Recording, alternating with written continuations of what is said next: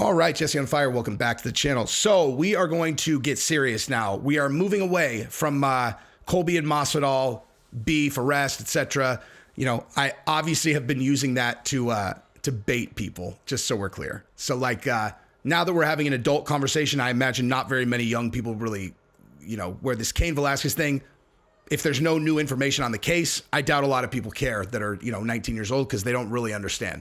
So I'd imagine I'm going to have an older crowd on this particular video so I can speak as an adult and just let you guys know that in terms of my credibility talking about a thing like this, in these videos about Masvidal and Colby, 100% I'm baiting these guys, okay? Just so we're clear, these guys in the comments, anything that I'm saying in the video that sounds extra outlandish, 1000%, I'm trying to bait these guys. That's how the YouTube algorithm works, is if you build controversy, if people argue in your comments, that's a good thing. If they thumbs down your video, as long as the majority of them are thumbs up, that's a good thing. YouTube will rank it high. That's why I'm doing it. So if you think that I sound ludicrous on those videos, I'm doing it intentionally. So now we can talk seriously, man to man or man to woman, whatever, about actual serious shit, because we're going to talk about Cain Velasquez's family and what comes next. So ultimately where this is going is I'm going to share with you guys how you guys can help his family directly. But first I want to talk about just, like I said, dude, in this life, I am basically like functionally inept at almost everything except for one thing, which is understanding people. And that comes from a place of empathy. And so I can really, I can live a person's life if I understand their situation. And I understand Cain's situation, and I can tell you basically exactly how he feels right now, or at least, for the most part, because I have kids. He's got 2 kids. I have 3 daughters. That's why this story is real close. I don't know Cain personally. I know enough people who know him personally that have all been extraordinarily consistent about what he's like, that to know that he's a really good person and he has a lot of loyal friends. And generally, if you want to gauge a person's character, see what kind of people hang around him. Look at what kind of people will vouch for him and what they'll say about him. And that guy, as far as I can tell, is pretty bulletproof, man. And that's an unintentional pun. I just meant his character is. So, like right now, he's in jail. He's had a lot of support, right? Like obviously he's had a lot of support. Now, the way that we're going to, help him is through this Marshall Anu. It's actually not even directly through the Marshall Anu project, the Marshall Anu cryptocurrency. It's actually an Ethereum wallet that they set up that Cain's wife controls. And I validated this 1,000%. Like I saw, Anthony Smith validated it with Daniel Cormier, 100%. This Ethereum wallet is Cain's wife. And you look at how GoFundMe took away our ability to fundraise for him. And it made me furious at the time. And it just was like another log on the fire, related to these guys picking and choosing what you can donate money to and what you can't, like the kid whose name I'm not even going to say because I don't even want that name associated with my channel because I don't want to get deranked. But the kid who had the thing in Wisconsin where what was portrayed in the media ended up being a complete and total lie. And you weren't allowed to donate to him, or you donated to him and they shut it down, while allowing donations to the exact inverse of that, actual criminals, just as long as they were, doing the wrong thing in the direction that they like it. And so with Cain, it's a completely non-political issue. As far as I'm concerned, there's nothing political about a father feeling as though the justice system failed. And so he needs to mete out justice his own way. I said this in other videos. He went to the cops when he had the opportunity. Like when no one knew what the accusation was, he could have just gone and torn the guy apart right then. No one would have had any idea who had motive to do it. He could have easily done it. There's a million ways he could have handled that. He went to the cops. He did the right thing. He only went after him after they let him go. But nonetheless, right now, he's sitting in a jail cell. And I don't care who you are. I don't care what your lawyer's telling you. I'm sure Garagos is telling him, look, you're probably facing blah, blah, blah. He's facing life in prison, and he knows that, okay? He knows that. Now, any of you guys who have ever been in a high-stress situation where there is an outcome that is really great and another one that is catastrophic, you know, it depends on the person, how you handle that psychologically. You know, some people can really just tell themselves that it's going to be a great outcome. Other people will spiral down the other direction. And when you really think about it, like in this situation, there's no great outcome here.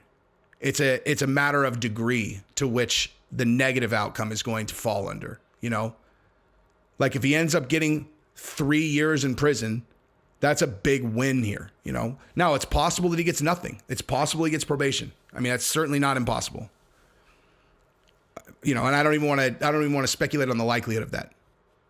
But knowing that a very good outcome would be like a 3 to 5 year sentence that you're going to be away from your family. Actually think about that. Like, I think people, when they hear about court cases, you know, like the natural thing to do is not actually think about the implications of what they're hearing. Like, it's really natural for people to hear, because they've heard people get sentenced to 30 years, right? It's like, oh, he got 30 years. And then they hear someone got sentenced to 10 years. And it's like, oh, in you know, the juxtaposition between this 30 years this one person got and this 10 years, this person who got 10 years, that's a big win. You know, it doesn't sound like that much, right? It's 10 fucking years, dude. It's 10 years. Get rid of your predisposition and think about that, dude. And so let's say you're going to do 8. 8 years. Think about what you were doing 8 years ago. 8 years. In an environment that you have no control over, where you're going to lose 8 years of your life. And that's not even worst case scenario.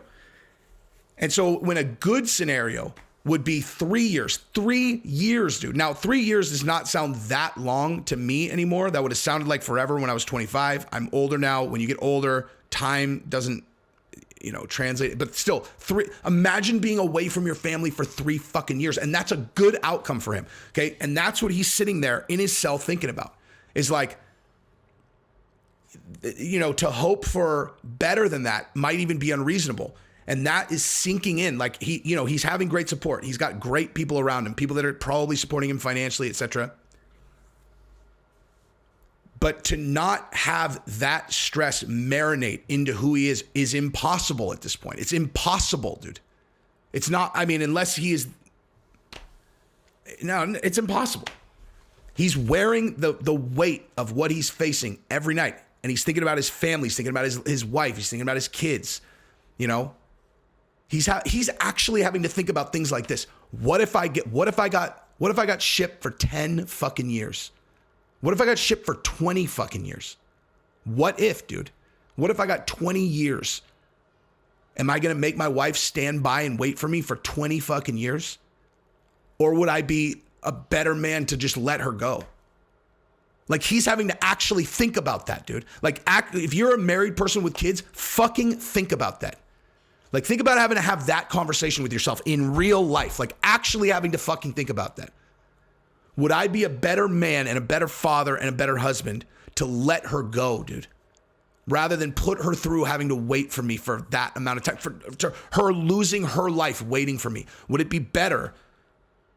At the end of my life, would I feel better about myself if I let her go?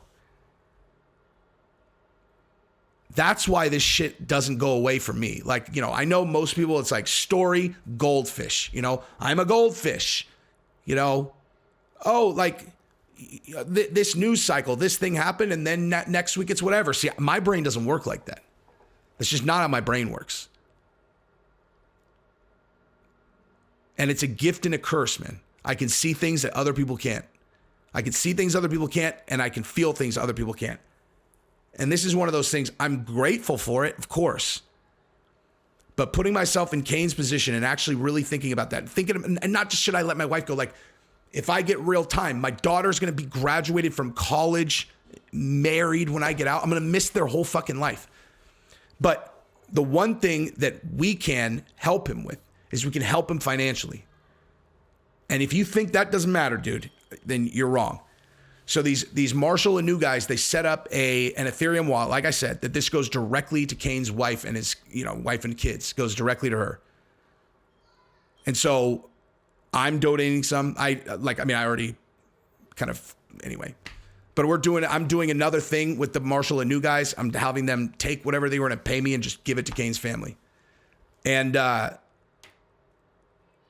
look, like, I'm not looking for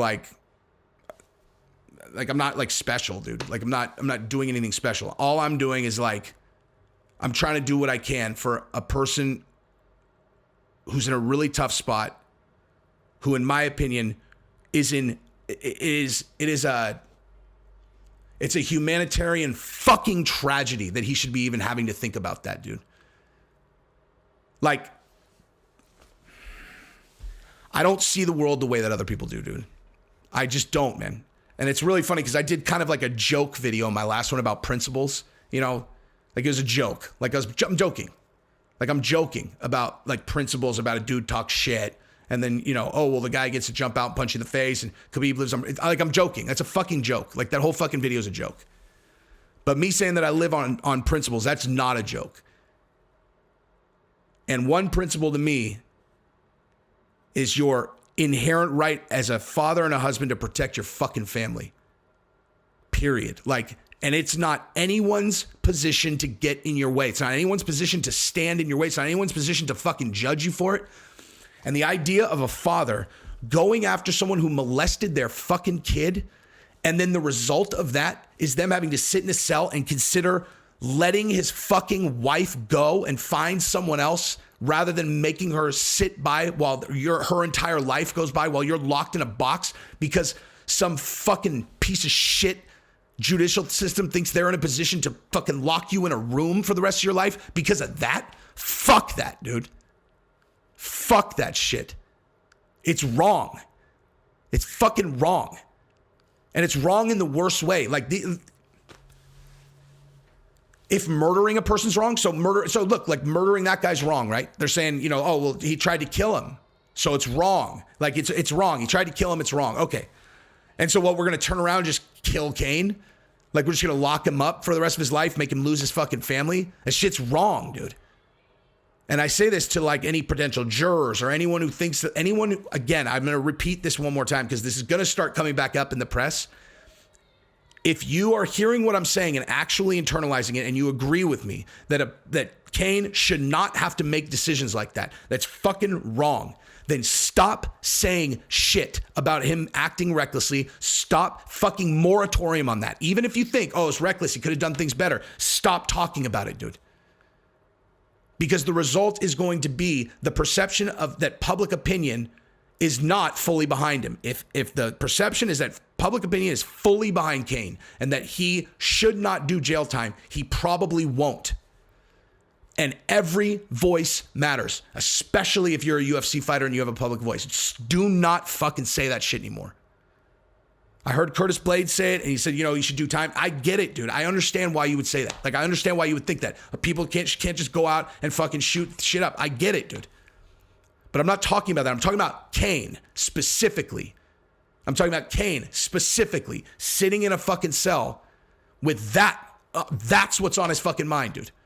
Should I let my fucking wife marry another dude, let some other guy raise my kids because it'll give them a better life rather than wait for me? That's wrong, dude. And so if you don't want that outcome, then fucking stop saying that shit. For real, stop. And if you care about Cain, I'm going to put the Ethereum address in the description. If I remember, well, I will remember for sure. Actually, the Ethereum address is going to be superimposed over this entire video. You don't have to donate to it. Like I said, I am. Man, talking about this shit gets me worked up, man. Oh, another thing. So MMA Uncensored is also doing a fundraiser for Cain. They're doing the free Cain shirts. MMA Uncensored. They're They got a YouTube channel here. They've got a huge Instagram, like a fucking huge, 1 million subscriber Instagram, and they've got a YouTube channel that they're working on too. That looks much smaller. I think it has 3,500 subscribers. Don't let that fool you. It's the same one that has the 1 million over at Instagram. Go follow him there. And then the store, I will try to get that link so that I post it in here if I remember. But either way, go give them a subscribe. You know, I'm sure they're the free Cain shirts are on their Instagram or whatnot. But yeah, so fuck me, man.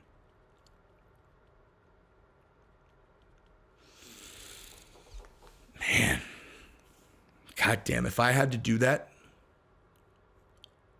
if I had to let her go,